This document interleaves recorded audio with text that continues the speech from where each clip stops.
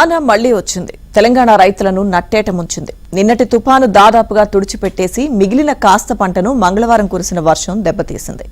మార్కెట్కు తెచ్చిన పత్తి కూడా తడిసి రైతన్నలు లబోదిబోమంటున్నారు.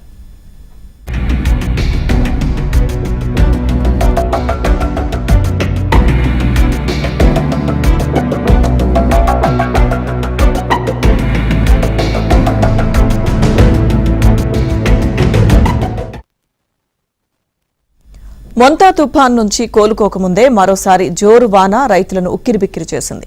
ఒకేసారి కుండపోతగా కుమ్మరించిన వర్షం పత్తి రైతులను ఆగమాగం చేసింది. అష్టకష్టాలు పడి పత్తి బస్తాలను మార్కెట్కు తీసుకొనొస్తే అవి పూర్తిగా తడిసిపోయాయి. మార్కెట్లో ఆరబోసిన మొక్కజొన్నలు వరదలో కొట్టుకుపోయాయి.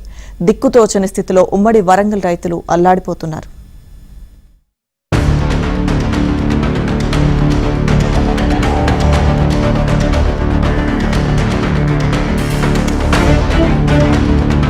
ఒక్కసారిగా కొండపోత వర్షంతో ఉమ్మడి వరంగల్ జిల్లా రైతుల పరిస్థితి దారుణంగా తయారైంది. వరంగల్లోని యనమాముల వ్యవసాయ మార్కెట్లో పత్తి తడిసిపోయింది.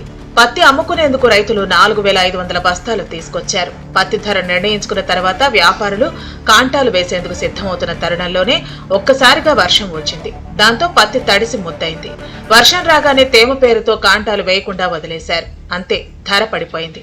వ్యాపారులను పిలిచి పత్తి కొనుగోలు చేయాలని అధికారులు మాట్లాడటంతో 4 నుంచి 6,000 ధరకు కొనుగోలు చేశారు.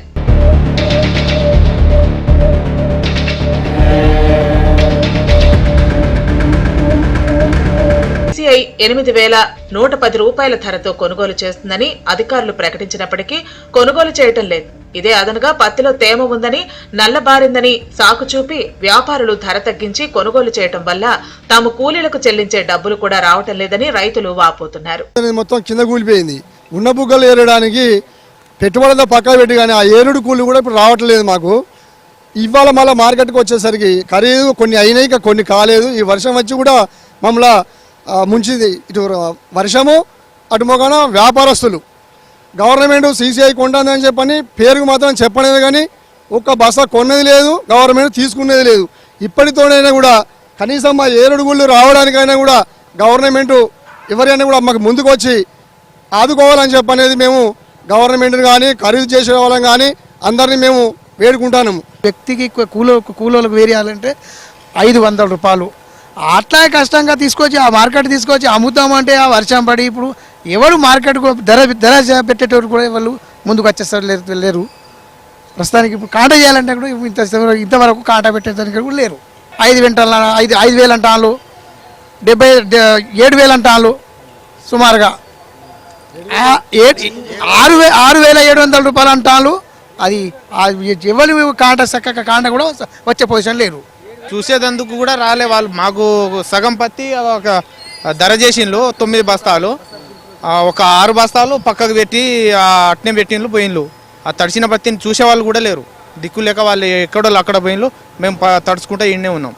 వరంగల్ నర్సంపేట వ్యవసాయ మార్కెట్లో ఆరబోసిన మొక్కజొన్నలు కొట్టుకుపోయాయి. తుఫాన్ ఎఫెక్ట్ నుంచి ఇంకా కోలుకోని రైతులపై తాజా వాన నీళ్లు చల్లేసింది. ఆరుగాలం కష్టపడి రెక్కలు ముక్కలు చేసి మొక్కజొన్నలను మార్కెట్కు తీసుకుని వస్తే వ్యాపారులు కొనుగోలు చేయటం లేదని, చేసేది లేక మార్కెట్లో ఆరపోస్తే వర్షానికి జొన్నలు కొట్టుకుపోయాయని రైతులు లబోదిబోమంటున్నారు. మహబూబాబాద్ జిల్లాలో కుండపోతగా కురిసిన వర్షానికి కే సముద్రం మార్కెట్లో మొక్కజొన్నలు కొట్టుకుపోయాయి. రెక్కల కష్టం పోయినా కనీసం పంటపై పెట్టిన పెట్టుబడి వచ్చే పరిస్థితి లేకుండా పోయిందని రైతులు వాపోతున్నారు. 4 ఎకరాలు మొక్కని వేసాం, పట్టొచ్చి మార్కెట్ తీసుకొస్తారు కానీ అకాల వర్షాలలో వచ్చి మొత్తం తడిసిపోయినాయి. దీనికి ఎవరైనా గవర్నమెంట్ సహకరించాలి. రైతులని కొంచెం గమనించి రైతు ఒక బాధ అనేది గవర్నమెంట్ దృష్టికి అనేది పోవాలి. ప్రతి ఒక్క నాయకుడు రైతే రాదు అంటారు, కానీ రైతుకున్న కష్టాలు ఎవరు కూడా లేనటువంటి కష్టపడతాం. రైతులు చాలా తడిసి బాగా మొలకలు వచ్చిపోయినాయి. దీన్ని ఏమైనా తెచ్చి రైతుని ఆదుకోవాలని గవర్నమెంట్ మనవి చేస్తున్నాం. కరీంనగర్ జిల్లాలోనూ రైతుల పరిస్థితి ఆగమ్య గోచరంగా ఉంది. ఇప్పటికే తుఫాను ప్రభావంతో వందలాది ఎకరాల్లో పంట నేలపాలైంది. మళ్లీ మంగళవారం ఉదయం హుజూరాబాద్ సహా పలు చోట్ల వర్షం కురిసింది. సిర్సపల్లి, పోతిరెడ్డిపేట, వెంకట్రావుపల్లిలో రైతులు ఆరబెట్టిన ధాన్యం వర్షానికి కొట్టుకుపోయింది. దాంతో అన్నదాతలు లబోదిబోమన్నారు. గంటన్నర వ్యవధిలో కురిసిన వర్షానికి రైతులు పూర్తిగా నష్టపోయారు. అధికారులు క్షేత్రస్థాయిలో పర్యటించి పంట నష్టాన్ని అంచనా వేయాలని రైతులు కోరుతున్నారు.